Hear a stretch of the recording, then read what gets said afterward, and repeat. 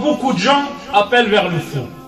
Dès que la personne il fait la repentir et il prend sa religion comme Allah subhanahu wa ta'ala il veut, tu trouves les gens les plus proches de lui, ils le combattent. Les gens les plus proches de lui, ils le critiquent. Parfois la maman, parfois le papa, dès qu'il voit son fils, il prend le bon chemin, directement, non, tu es un terroriste. Il ne faut pas que tu sois comme ça. La fille, pareil, dès qu'il met son jilbab, elle est visée par les doigts. Comme s'il a fait un crime. On fait comment alors? Soyez comme tout le monde. La fille sort en mini-jupe, comme tout le monde. Il est où le mal? La foi est dans le cœur. Et mon fils, enlève cette barbe. Tu vois pas ce qu'ils disent dans la télé? Donc la personne, elle est combattue par les gens les plus proches de lui. On parle même pas quand il sort à l'extérieur. Quand on allume les télés, c'est encore pire.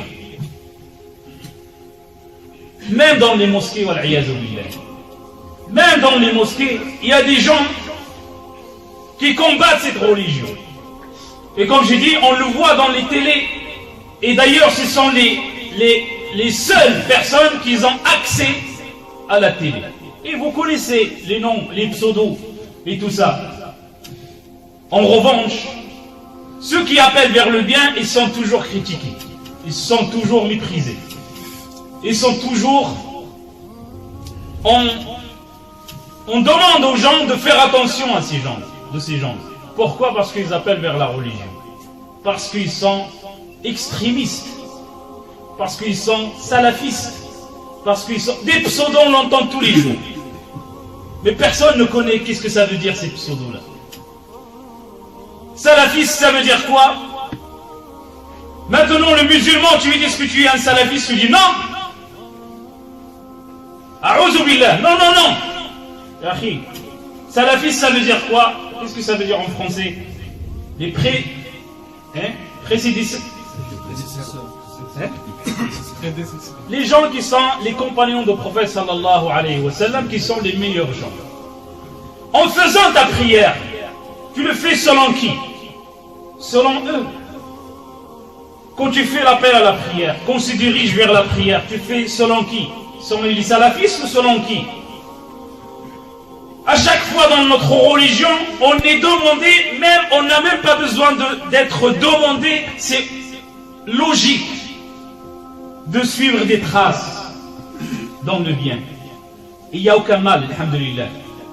Sauf que ce que les gens ils ont inventé, il n'y a aucun mal.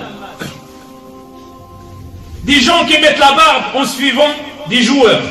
Des gens qui mettent la barbe en suivant des stars. Mais en revanche, quand tu mets la barbe au nom de la religion, là tu es un extrémiste.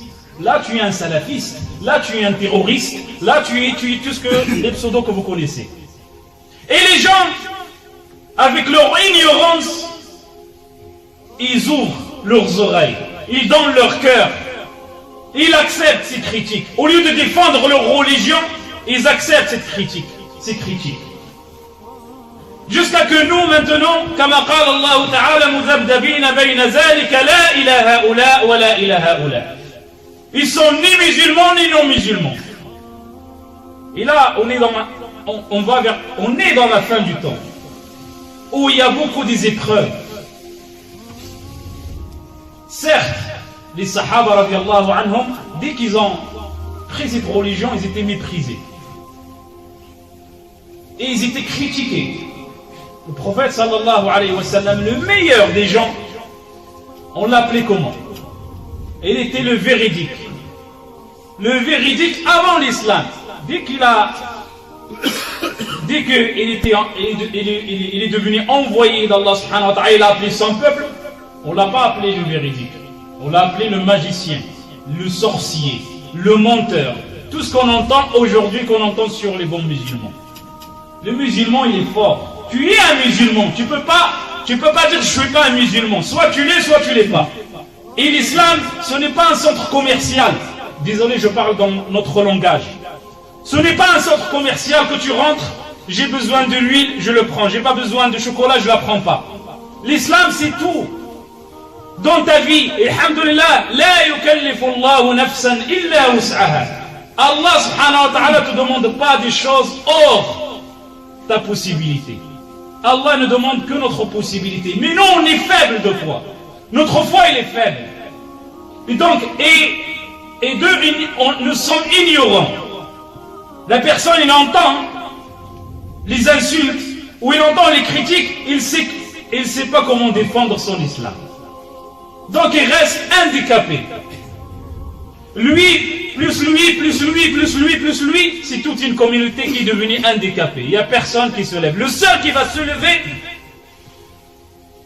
son propre peuple, on l'appelle, on le surnomme par des surnoms qu'on a entendus à la télé. Lui, il est devenu bizarre. Lui, il est ceci, lui, il est cela. Alhamdulillah. Nous, on pratique notre religion, on ne fait rien de hors la loi. La barbe, il n'est pas hors la loi. Le qamis, il n'est pas hors la loi, même s'il n'est pas obligatoire de le mettre. Mais pourquoi te sentir faible? Pourquoi te sentir, quand tu vas sortir, tu dis, ah non, non, j'ai honte de mettre. Mets-le si tu veux mettre. Et si tu ne veux pas le mettre, ne le mets pas. Mais ne pas avoir cette peur et cette faiblesse dans ton cœur. N'aie pas peur de dire, je suis un musulman, je suis les salafs. Il est où le mal?